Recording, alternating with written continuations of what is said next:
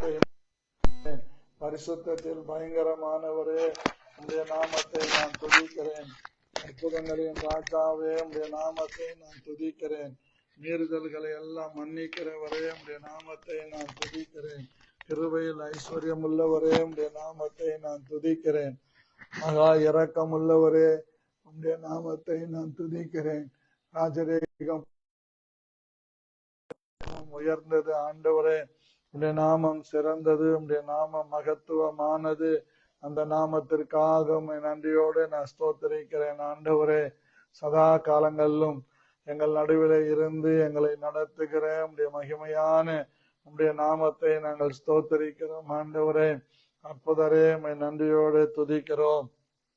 இப்பொழுதும் எங்கள் தேவனாகிய கர்த்தாவே, எங்கள் இருதயத்தின் தியானமும் எங்கள் வாயின் வார்த்தைகளும் உம்முடைய சமூகத்திலே கேட்கிற ஒவ்வொருவருக்கும் பேசுகிற எனக்கும் ஆசீர்வாதமாய் மாறுவதாக. இயேசு கிறிஸ்துவின் நாமத்தில் ஜெபிக்கிறேன் நல்ல பிதாவே, ஆமென். அன்பான கர்த்தருடைய பிள்ளைகளே, உங்கள் யாவரையும் அன்போடு நான் வணங்கி வாழ்த்தி வரவேற்கிறேன். கர்த்தர் உங்களை ஆசீர்வதிப்பாராக. அருமையான தேவனுடைய பிள்ளைகள், இந்த நாட்களிலே தேவனை அறிகிற அறிவிலே பலப்படவும், தேவனுக்காக எழும்பி பிரகாசிக்கவும், தேவன் நம் நடுவிலே சித்தமுள்ளவராயிருக்கிறார். அவர் சகலத்தையும் நமக்காக செய்து தேவனாயிருக்கிறார். அவர் எல்லாவற்றையும் நமக்காக செய்து முடிக்கப் போகிறார். அதற்காக நம் கர்த்தரை ஸ்தோத்திரம் பண்ணலாம். அன்பானவர்களே, இந்த நாளிலும் நம்முடைய ஆசீர்வாதத்திற்காக 1 ராஜாக்கள் புஸ்தகம் 17ஆம் அதிகாரம் 10வது வசனத்தை உங்களுக்காக நான் வாசிக்கிறேன். அப்படியே அவன் எழுந்து சாரிபாத்துக்கு போனான். அந்த பட்டணத்தின் ஒலிமுக வாசலுக்கு அவன் வந்தபோது, அங்கே ஒரு விதவை விறகு பொறுக்கிக் கொண்டிருந்தாள். அவன் அவளை பார்த்து கூப்பிட்டு, நான் குடிக்கிறதற்கு கொஞ்சம் தண்ணீர் ஒரு பாத்திரத்தில் எனக்கு கொண்டு வா என்றான். அன்பானவர்களே, இந்த கொஞ்சம் நேரம் கிருபை, இந்த கொஞ்ச நேரம் கிருபையை குறித்து நாம் சிந்தித்து வருகிறோம்.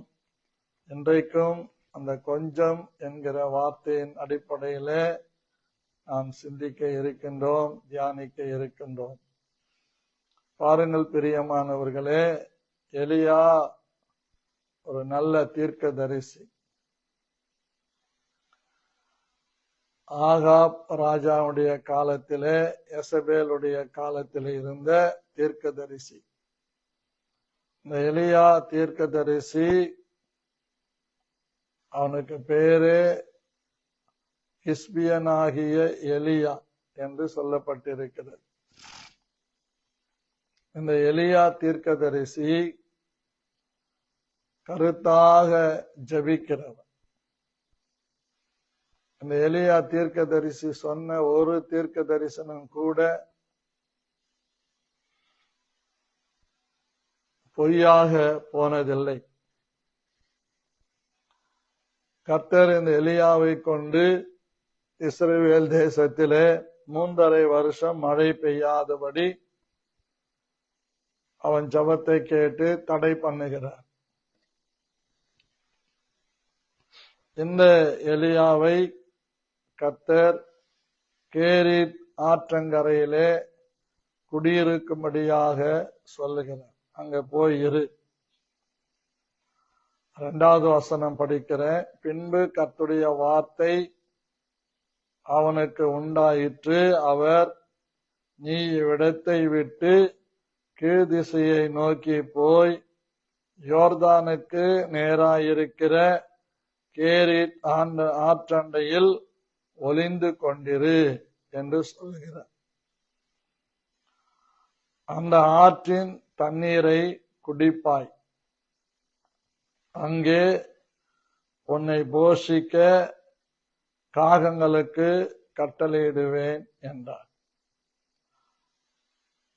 அவன் போய் கர்த்தருடைய வார்த்தையின்படியே யோர்தானுக்கு நேராயிருக்கிற கேரித் ஆற்றண்டையிலே தங்கியிருந்தான்.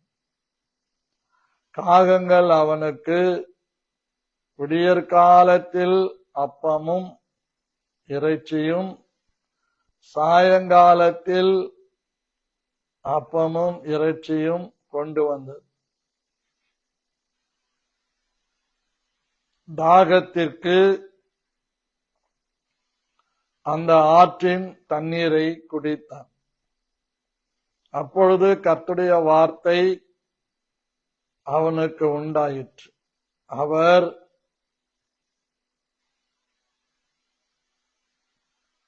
நீ எழுந்து சீதோனுக்கு அடுத்த சாரிபாத் ஊருக்கு போய் அங்கே தங்கியிரு, உன்னை பராமரிக்கும்படி அங்கே இருக்கிற ஒரு விதவைக்கு கட்டளையிட்டேன் என்றார்.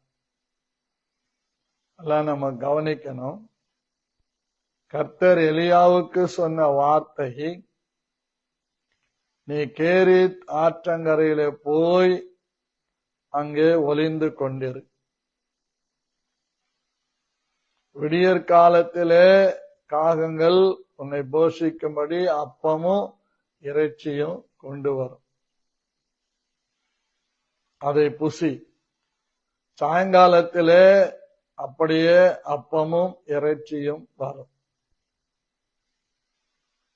தேவனுடைய நாமத்தின் மகிமைக்காக வாழ தன்னை அர்ப்பணித்துக் கொண்ட எந்த ஒரு தேவனுடைய பிள்ளைகளையும் ஆண்டவர் போஷிக்கிறதிலே உண்மையுள்ளவராயிருக்க. 5 அப்பம் 2 மீனை கொண்டு 5000 பேரை போஷித்தார். 4000 பேரை போஷித்தார். அதுபோல நம்முடைய தேவன் நம்மை போஷிக்கிறதிலே எவ்வளவு கரிசனை உள்ளவராய் இருக்கிறார் என்பதை நாம் சிந்திக்க வேண்டும். நமக்கே தெரியாது நாளைக்கு நாம் என்ன சாப்பிட போறோம். நமக்கே தெரியாது காலையில என்ன சாப்பிட போறோம். நம்ம பல திட்டங்களை யோசிக்கலாம். நிறைய குடும்பங்கள்லேயே ராத்திரி படுக்கும் போதே இப்படி பிளான் போடுவாங்க. காலையில இட்லி சுடலாம், வடை சுடலாம், வடைக்கறி செய்யலாம், இதெல்லாம் திட்டம் போடுவாங்க.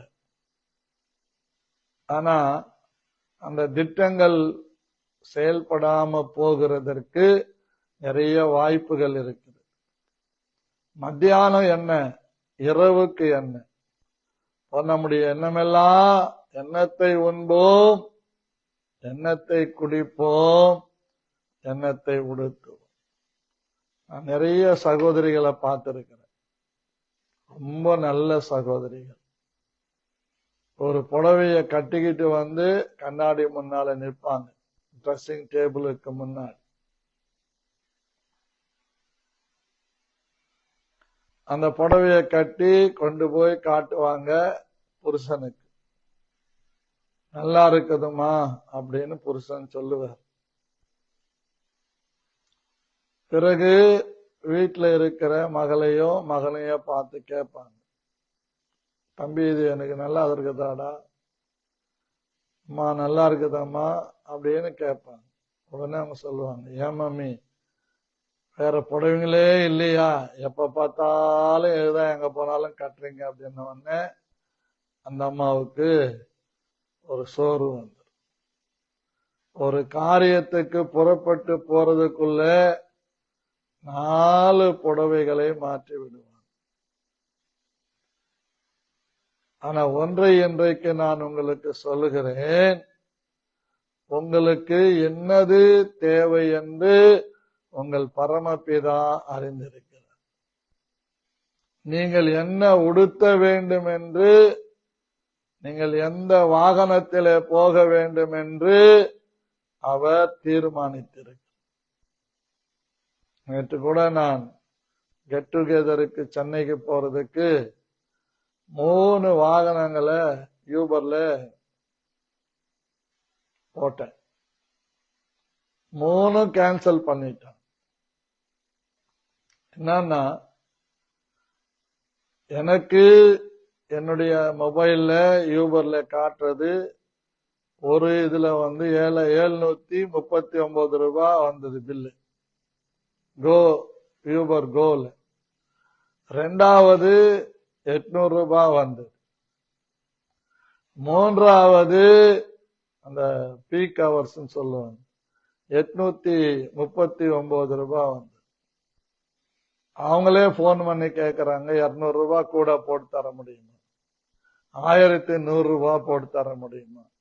இதெல்லாம் நேத்து தகராறு பண்ணி கடைசியில கேன்சல் பண்ணிட்டு கடைசியா ஒருத்தனை போட்டேன். அவன் பேர் கண்ணன். நீங்க அமைதியா சரி சரின்னு கூட்டு போயிட்டு இறங்குற இடத்துல எனக்கு வந்த பில்லு 732 ரூபாய். அவனுக்கு இங்க நான் சொன்னேன், அவன் கேட்டதுக்கு எனக்கு பில்லு எவ்வளவு வருதோ அது மேல 100 ரூபாய் போட்டு கொடுக்கறேன்னு அவன் ஒத்துக்கிட்டான். ஆனா அங்க போனவன்னு எங்க பில்லு இப்படி வந்த உடனே பிரியமானவர்களே எனக்கு 1100 ரூபாய் கொடுத்தாதான் அப்படின்னு நான் சொன்னேன். நான் ஊழியக்காரன், நான் யாரையும் வஞ்சிக்கிறது இல்லை. உன்னுடைய பில்லு வந்தது மேல நான் 100 ரூபாய் கொடுக்கறேன்னு சொன்னேன். கையில பைபிள் வச்சிருக்கிறேன். என்கிட்ட நீ அதிகமா வாங்கினேன்னா உனக்குதான் அவஸ்தை அப்படின்னு சொன்னேன். கடைசியா நீங்க கொடுக்கறத கொடுங்க சார்ன்னா 900 கொடுத்தேன், போயிட்டேன். இப்படி அவன் என்ன தகராறு பண்ணாலும் என்ன பிரச்சனை பண்ணாலும் நம்ம நினைப்போம் இவன் இப்படிதான் அப்படிதான் நம்ம பேசுவோம் நினைப்போம். நான் அப்படி நினைக்கிறதே கிடையாது. நான் எதிலே போக வேண்டும் என்று தேவன் தீர்மானித்திருக்கிறாரோ அதுல அந்த காரியத்துல கொண்டு போவார். இப்படி நமக்கு ஒவ்வொரு நாளும் திட்டமிட்டு நடத்துகிறார் என்பதை நாம் புரிந்து கொள்ள வேண்டும். கர்த்தருடைய நடத்துதலை யாரெல்லாம் விரும்புகிறார்களோ, நம்புகிறார்களோ, விசுவாசிக்கிறார்களோ அவர்களை கர்த்தர் கரம் பிடித்து நடத்துவார்.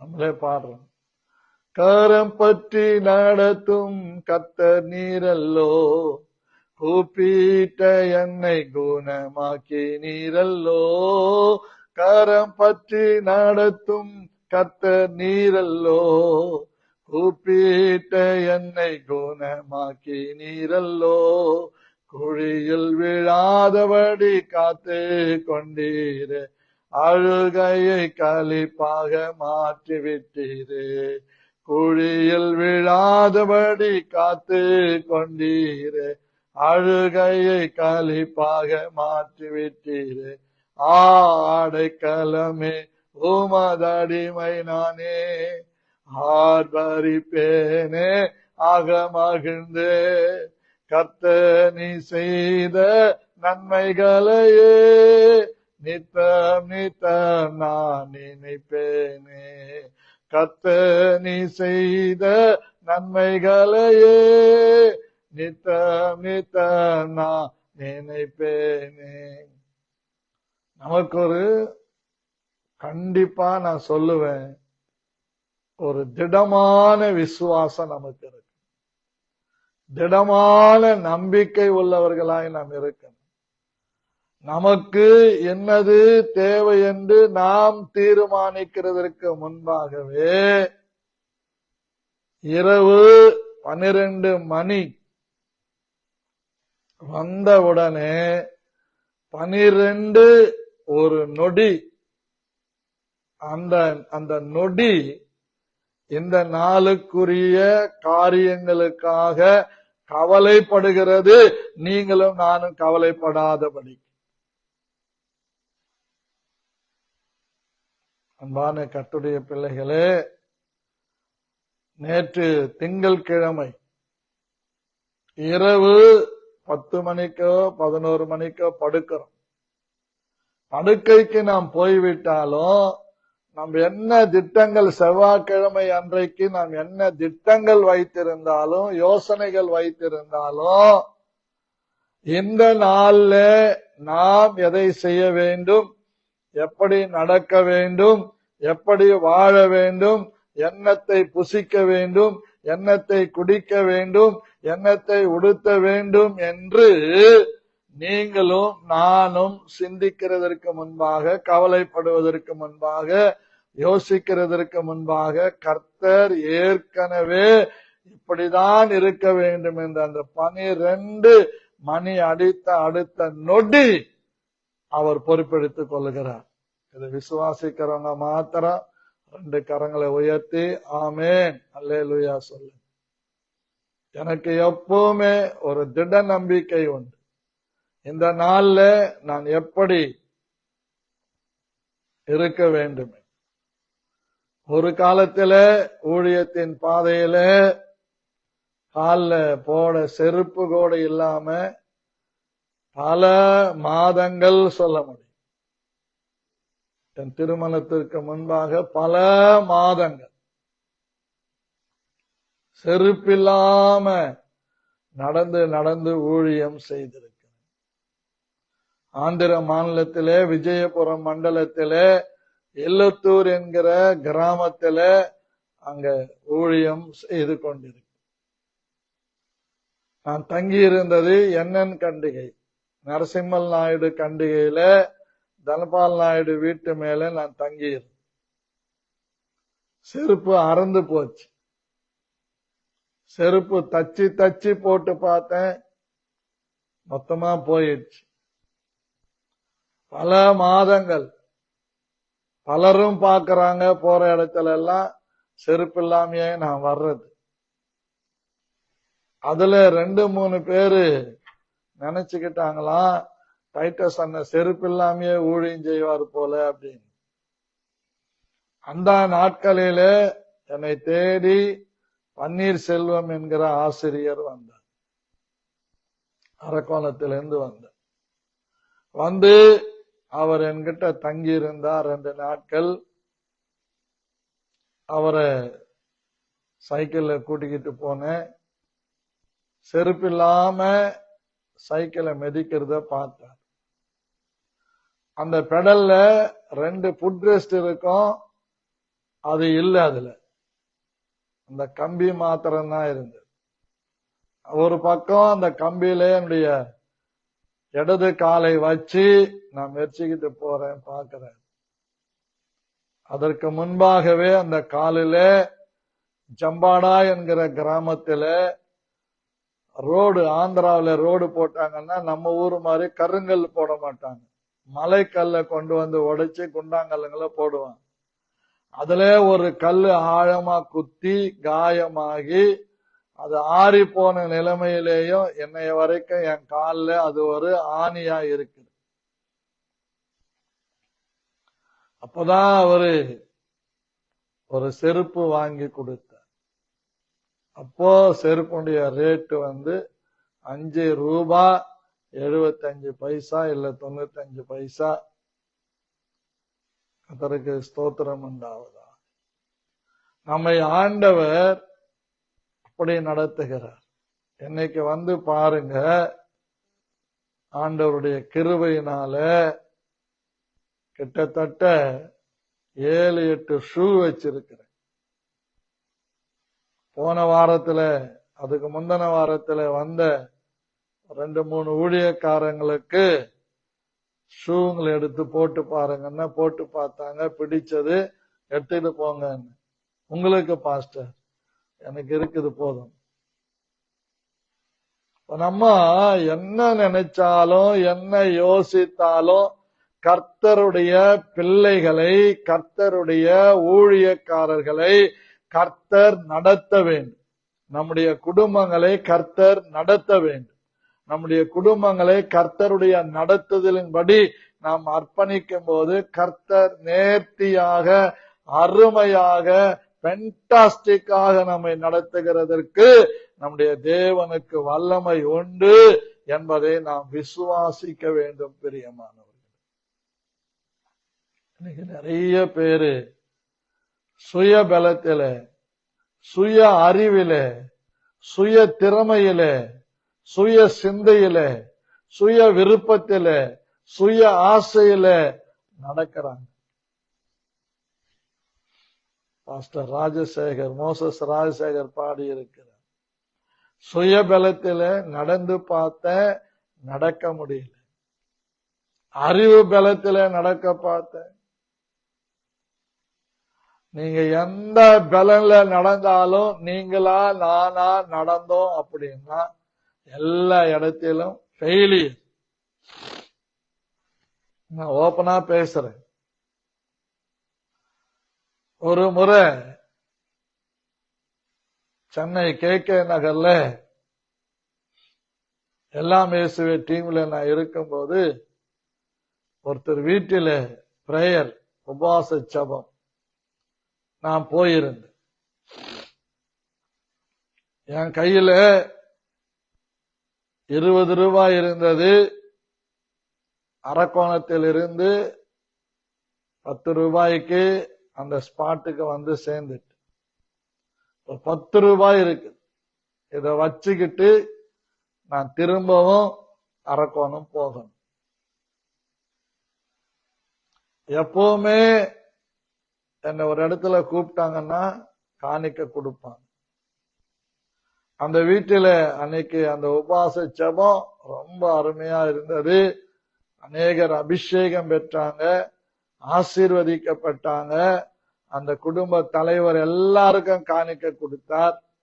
எனக்கு காணிக்க தரல. என்னை எப்பவுமே நான் யாரையும் கேட்க மாட்டேன், டிமாண்ட் பண்ண மாட்டேன். இவ்வளவு காணிக்க கொடுத்தாதான் வருவேன்னு நான் சொல்ல மாட்டேன்.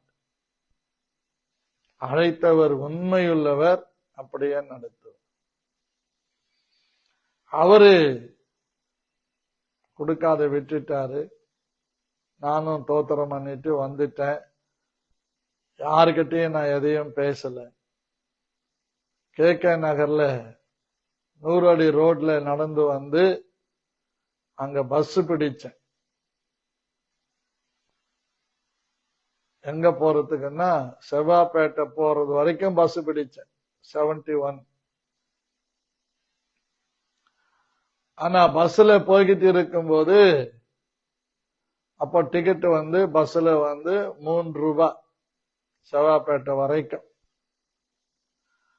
அப்போ அம்பத்தூர் கிட்ட வந்த உடனே என் கூட இருந்தவரை கேட்டேன். அவரு சொன்னாரு, நான் வந்து ஜோலார்பேட்டைக்கு போகணும் அப்படின்னாரு. அவர் இறங்குறாரு. எனக்கும் சொன்னாரு, நீங்க இறங்கிடுங்க, இங்கிருந்து 7 ரூபாய் தான் அரக்கோணம் டிக்கெட் அப்படின்னு. அந்த நல்லவன் பேச்ச கேட்டு இறங்கிட்டேன். 5 மணிக்கு ரயில்வே ஸ்டேஷனுக்கு போயிட்டு அரக்கோணத்துக்கு டிக்கெட் கொடுங்கன்னு கேக்குறேன். அவர் சொல்றாரு 10 ரூபாய். சரி, மோசு ஸ்டேஷனுக்கு அது கொடுங்கன்னு அவர் சொல்றாரு, அங்கேயும் 10 ரூபாய் தான். திருவள்ளங்காடு தான் 7 ரூபாய். திருவள்ளங்காடுல இருந்து எங்க வீட்டுக்கு போறதுக்கு ஏறக்குறைய 9 கிலோமீட்டர் நடக்கணும். 10 கிலோமீட்டர் கூட இருக்கு. அவ்வளவுதான். வில்லிவாக்கம் அந்த அம்பத்தூர் ஸ்டேஷன்ல உட்கார்ந்துட்டேன். ஏன்னா திருட்டு வண்டி ஏறி வர முடியாது. கர்த்தர் எப்படியாவது சந்திப்பார் என்ற ஒரு நம்பிக்கையில உறுதியா உட்கார்ந்துட்டேன். 5 மணிக்கு போய் நான் உட்கார்ந்தவன் ராத்திரி 10 மணி வரைக்கும் அங்கேயே உட்கார்ந்திருக்கு. ஒரு 30 வயசு மதிக்கத்தக்க ஒரு வாலிபன் வெளியில போறாரு, பைக் எடுக்கிறாரு, ஸ்டார்ட் பண்றாரு, மறுபடியும் நிறுத்திட்டு உள்ள வர்றாரு. இப்படி அவரும் 7 மணில இருந்து ஏறக்குறைய 10 மணி வரைக்கும் உள்ள வராரு போறாரு, உள்ள வராரு போறாரு. 10 மணிக்கு என்கிட்ட வந்து கேட்கிறார், ஐயா நீங்க யாருன்னு கேட்கிறார். நான் ஒரு ஊழியக்காரன், இந்த இடத்துக்கு நான் பிரேயருக்கு வந்தேன், அந்த பாஸ்டர் எல்லாருக்கும் காணிக்க கொடுத்தார், எனக்கு கொடுக்கல. இப்படி பஸ் ஏறினேன், செவ்வாப்பேட்டை வரைக்கும் 3 ரூபாய் டிக்கெட் வாங்கிட்டேன். உங்களை போல ஒருத்தர்கிட்ட நான் கேட்டேன், அம்பத்தூர்ல இருந்து 10 ரூபாய் தான் அரக்கோணம், 7 ரூபாய் தான் அரக்கோணத்துக்குன்னு சொன்னாரு. அதை நம்பி வந்துட்டேன். ஆனா இங்க வந்தா 10 ரூபான்னு சொல்றாங்க அப்படின்னு. அப்படிங்களா? சரி, நீங்க யார் தம்பின்னு கேட்டேன். எனக்கு என்னன்னு தெரியலையா, 7 மணிக்கு நான் வெளியே என் வீட்டுக்கு போனோம், ட்ரெயின் விட்டு இறங்கினேன், பைக் எடுக்கிறேன், என்னால போகவே முடியல. இப்போ கிட்டத்தட்ட 7 மணில இருந்து இந்த நேரம் வரைக்கும் இந்த பக்கம் நான் வந்து போனத நீங்க பார்த்திருப்பீங்க. ஆமா, நான் பார்த்தேன், நிறைய முறை வந்து போனீங்க. ஏதோ யாரோ வரணும்னு எதிர்பார்த்து இருக்கிறீங்கன்னு நினைச்சுக்கிட்டேன் அப்படின்னு. இல்ல, இப்பதான் எனக்கு மனசுல ஒரு எண்ணம் வந்தது உங்களை கேட்கணும்னு, அதனால்தான் உங்களை கேட்டேன், நீங்க யாரு. திருட்டு வண்டி ஏறி போயிட்டு அப்படி டிடி பிடிச்சாருன்னா ட்ரெயின் டிக்கெட் எக்ஸாமினர், இன்னொன்னு TC, train TTC, train ticket collector கேட்டாருன்னா, நம்ம அரக்கோணத்துல நிறைய பேர் டிடிங்க இருக்கிறாங்க, தெரிஞ்சவங்க இருக்கிறாங்க. விஜயகுமார் ஒரு அண்ணாச்சி அண்ணன் டிடியா இருக்கிறாரு. அவங்க பேரெல்லாம் சொல்லி நான் இறங்கிடலாம். ஏன், என் தங்கச்சியினுடைய மைத்துனரே அவரு டிக்கெட் கவுண்டர்ல டிக்கெட் கொடுக்கிறவர் தாமோதரன் சொல்லி இருக்கிறாரு. ஆனா என்ன ஆண்டவர் அனுமதிக்கல, திருட்டு வண்டி ஏட அனுமதிக்கல. அப்போ உட்கார்ந்துகிட்டே இருந்தேன். கர்த்தருடைய நடத்துதல உங்களுக்கு சொல்றேன். அவர் பேசிட்டு, பாஸ்டர் சரி இருங்க அப்படின்னு சொல்லி நேரா டிக்கெட் கவுண்டருக்கு போனாரு. டிக்கெட் அரக்கோணத்துக்கு வாங்கினாரு. என்னை பார்த்தாரு. என் கையில ஒரு 100 ரூபாய் கொடுத்தார். காணிக்கையா வச்சுக்கங்க. தம்பி நீங்க கிறிஸ்தவரான்னு கேட்டேன். இல்லையா, நான் இந்து தான். ஆனா நான் படிச்சதெல்லாம் கிறிஸ்துவ பள்ளிக்கூடங்கள்ல படிச்சேன், ஸ்கூல்ல கிறிஸ்துவ ஸ்கூல்ல தான், பென்டிக் ஸ்கூல்ல தான் நான் படிச்சேன். என்ன வேலை செய்றீங்க? நான் ஐடில வேலை செய்யறேன். சரி, என்னை எப்படி உங்களுக்கு அடையாளம் கண்டுபிடிக்க முடிஞ்சது? அதான் எனக்கு தெரியல, எனக்கு புரியல. வெளியே போறேன், எனக்கு மேற்கொண்டு போக விடல. பைக்கை ஸ்டார்ட் பண்றேன், போக முடியல அப்படின்னு சொல்லி கொடுத்தாரு. அவருக்கு நான் சொன்னேன், இது எனக்கு என்னமோ நீங்க தர்மம் பண்ற மாதிரி, பிச்சை போடுற மாதிரி இருக்குது அப்படின்னு. மன்னிச்சுக்கங்க ஐயா, என்ன உங்க ஒரு பிள்ளையா நினைச்சுக்கங்க. எனக்கு தெரியாது, எனக்கு ஆண்டவர் மேல் நம்பிக்கை இருந்தாலும் எனக்கு என்னமோ போக விடல, எனக்கு போக மனசு இல்லை. டிக்கெட் வாங்கி இத உங்க கையில கொடுத்த பிறகுதான் என் மனசுல ஒரு பெரிய வெளிச்சம் வந்தது அப்படின்னு அழுதார்.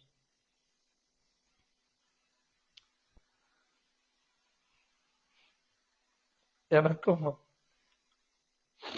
ஆண்டவருடைய நடத்துதலை நினைத்து பார்க்கும்போது என் கண்களும் குலமானது. என்னை கட்டி பிடிச்சுக்கிட்டான் அந்த தம்பி. கட்டி பிடிச்சுக்கிட்டு, ஐயா திருட்டு வண்டி ஏறி போக மாட்டேன்னு சொல்லி நிக்கிற இப்படி ஒரு தேவனுடைய பிள்ளைய பார்க்கறது கஷ்டம். என்னையில இருந்து நீங்க வணங்குற இயேசுவை நான் ஏத்துக்கிடுறேன், உங்களையே ரட்சித்த ஆண்டவர் என்னையும் ரட்சிப்பார். அதுக்குள்ள அவங்ககிட்ட என் சாட்சியெல்லாம் சொல்லிட்டேன். இந்த சாட்சி அவனுக்குள்ள ரட்சிப்பை கொண்டு வருவதற்கு என்னை தடை பண்ணினது, என்னை அம்பத்தூர் ஸ்டேஷன்ல உட்கார வைத்தது. தேவனுடைய நடத்துதல்களை நம்முடைய அறிவை வைத்து, நம்முடைய குருவி மூளையை வைத்து ஒரு நாளும் நாம் புரிந்து கொள்ளவே முடியாது. அன்னைக்கு எனக்கு டிக்கெட் வாங்கி கொடுத்த 100 ரூபாய் கையில கொடுத்த இந்த தம்பி இன்றைக்கு இல்லந்தோறும் நற்செய்தி என்கிற ஊழியத்தில ஒரு முக்கியமான ஸ்தானத்தில இருக்கிறார். அவ்வளவு பெரிய பாக்கியம் பாருங்க. ஐடி வேலையை விட்டுட்டு ஊழியத்துக்கே வந்துட்டு இருக்கிறார். தற்செயலாக ஒரு நாள் சந்திக்க நேர்ந்தது. என்ன தெரியுதுங்களான்னாரு. தெரியலையே தம்பி என்ன. இப்போ சமீபத்தில் நான் ஒரு இடத்துக்கு ஊழியத்துக்கு போகும்போது சென்ட்ரல் ஸ்டேஷன்ல ட்ரெயின் ஏறதுக்கு முன்னாடி வந்து பார்த்தேன். ஐயா ஐயான்னு வந்தார். யாரப்பா?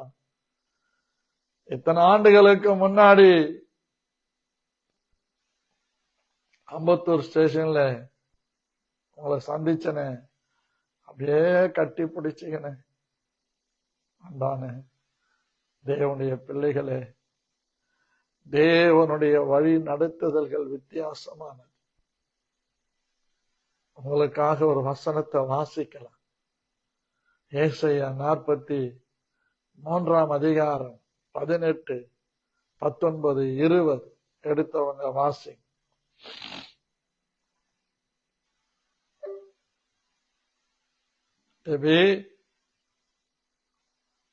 லலிதா வாசிக்கிறியா?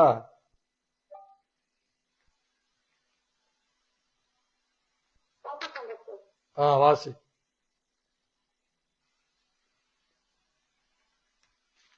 ஏசாயா 43 அதிகாரம் 18, 19. முந்தினவைகளை நினைக்க வேண்டாம், பூர்வமானவைகளை சிந்திக்க வேண்டாம். இதோ நான் புதிய காரியத்தை செய்கிறேன், இப்பொழுது அது தோன்றும், நீங்கள் இதை அறியீர்களா? நான் வனாந்தரத்திலே வழியையும் அவாந்தர வெளியிலே ஆறுகளை உண்டாக்குவேன். நான் தெரிந்து கொண்ட என் ஜனத்தின் தாகத்துக்கு வனாந்தரத்திலே தண்ணீர்களையும் அவாந்தர வெளியிலே ஆறுகளையும் உண்டாக்குவதனால் காட்டு மிருகங்களும் வலு சர்ப்பங்களும் கோட்டான் குஞ்சுகளும் என்னை கனம் பண்ணும். ஹலோ, என்னை கேட்டுக்கொண்டிருக்கிற என் அன்பு தேவனுடைய பிள்ளைகளை, கர்த்தருடைய நடத்துதல், கர்த்தருடைய வழி நடத்துதல், கர்த்தருடைய தீர்மானங்கள், கர்த்தருடைய நோக்கங்கள், கர்த்தருடைய திட்டங்கள் ஒவ்வொருவரை குறித்தும் அவர் உள்ளங்கையில வரைந்து வைத்திருக்கிறார். தாய் தன் பாலகனை மறப்பாலோ, அவள் மறந்தாலும் நான் உங்களை மறப்பதில்லை, என் உள்ளங்கைகளிலே உங்களை வரைந்து வைத்திருக்கிறேன். தெலுங்கு வேதம் சொல்லுகிறது, ఆయన మనలను తన అరిచేతులలో చెక్కుకొని ఉన్నాడు. அப்படின்றால் சிலையாக செதுக்கி வச்சிருக்கிறார். ஒரு மரக்கட்டையில எப்படி ஒரு உருவத்தை செதுக்கிறாங்களோ அந்த மாதிரி என் இயேசு கிறிஸ்துவின் கைகளிலே நாம் ஒவ்வொருவரும் செதுக்கப்பட்டிருக்கிறோம். வரைபடம் கூட அழிஞ்சிரும், ஆனால் சிற்பியால் செதுக்கப்பட்ட சிலை மறைவதில்லை. எத்தனை ஆண்டுகள் மண்ணிலே புதைந்து கிடந்தால். என்னை கேட்டுக்கொண்டிருக்கிற என் அன்பான கர்த்தருடைய பிள்ளைகளே, கர்த்தருடைய நடத்துதல் God's way of approaching is very, very fantastic. Hello, அந்த நடத்துதல் நமக்கு வேணும். ஒவ்வொரு நாழிகையும் நடத்துதல் வேண்டும். முந்தினவைகளை நினைக்க வேண்டாம், பூர்வமானவைகளை சிந்திக்க வேண்டாம். இதோ நான் புதிய காரியத்தை செய்கிறேன் என்று கர்த்தர் வாக்கு பண்ணுகிறார். அல்லது கருத்தை உயர்த்தி ஆமென் சொல்லுங்க. கர்த்தர் வாக்கு பண்ணுகிறார், புதிய காரியத்தை செய். I will make new things for yourself. உன் வாழ்க்கையில நான் புதிய காரியங்களை உருவாக்குகிறவர், புதிய காரியங்களை உருவேற்படுத்துகிறவர், புதிய காரியங்களை திட்டமிடுகிறவர். நம்முடைய ஒவ்வொரு அசைவுகளையும், நம்முடைய ஒவ்வொரு நிலைப்பாடுகளையும் தேவன் கவனித்திருக்கிறார். இது யாருக்கு புரியும்னா, நெடுகவே கர்த்தரோடு நடக்கிறவங்களுக்கு, ஜெபிக்கிறவங்களுக்கு, வேதத்தை குறித்த ஒரு சரியான ஆழம், உயரம், அகலம், நீளம் உள்ள ஒவ்வொருவருக்கும் இது புரியும். கர்த்தர் நடத்துகிறார் என்றால் அதுல அதிசயம் இருக்கு. இந்த நாளிலே என்னை நடத்தின தேவன் அன்னைக்கு மாத்திரம் இல்ல, என்னைய வரைக்கும் நடத்தி கொண்டே இருக்கிறார். ஒவ்வொரு இன்ச் பை இன்ச்சா, ஸ்டெப் பை ஸ்டெப்பா கைப்பிடித்து நடத்துகிறார். நம்ம எல்லாரும் கடைசியா இந்த சரணத்தை பாடலாம். கரம் பற்றி நடத்தும் கர்த்தர் நீரல்லோ, கூப்பிட்ட என்னை குணமாக்கி நீரல்லோ. கரம் பற்றி நடத்தும் கர்த்தர் நீரல்லோ, கூப்பிட்ட என்னை குணமாக்கி நீரல்லோ. குழியில் விழாதபடி காத்து கொண்டீரே, அழுகையை களிப்பாக மாற்றிவிட்டீரே. குழியில் விழாதபடி காத்து கொண்டீரே, அழுகையை களிப்பாக மாற்றிவிட்டீரே. அடைக்கலமே உமதடிமை நானே, ஆர்ப்பரிப்பேனே ஆக மகிழ்ந்தே. கர்த்தர் நீ செய்த நன்மைகளையே நித்தம் நித்தம் நான் நினைப்பேனே. கர்த்தர் நீ செய்த நன்மைகளையே நித்தம் நித்தம் நான் நினைப்பேனே. எனக்கு அன்பானதே உடைய பிள்ளைகளே, கர்த்தர் நம்மை நடத்தும்படி நம்முடைய கையை, வலது கையை என் ஆண்டவராகிய இயேசு கிறிஸ்துவின் கைகளில ஒப்பு கொடுத்து என்னோடு ஒரு ஜெபம் செய்யுங்க. ஆண்டவரே, என் பலத்தில நடந்தது போதும், என் அறிவிலே நான் நடந்தது போதும், என் செல்வாக்கை நம்பி நான் நடந்தது போதும், என் அந்தஸ்தை நம்பி நான் நடந்தது போதும். தகப்பனே, நீர் என்னை கைப்பிடித்து நடத்தும் ஆண்டவர். எப்பிராயீமை கைப்பிடித்து நடக்க பழக்கினேன் என்று சொன்ன கர்த்தர் இந்த நாளிலே எலியாவை நடத்தின கர்த்தர் எங்களையும் கைப்பிடித்து நடத்தும். நம்முடைய திருவுல சித்தப்படி, நம்முடைய திட்டத்தின்படி, நம்முடைய நோக்கத்தின்படி, நம்முடைய கிருபையின்படி எங்களை நடத்தும். இந்த கொஞ்ச நேரம் கிருபையை நாங்கள் சார்ந்து கொள்ளுகிறோம் ஆண்டவர். We are depending little grace. ஆண்டவரே, எங்களை நடத்தும். இயேசு கிறிஸ்துவின் நாமத்தில் ஆமென்.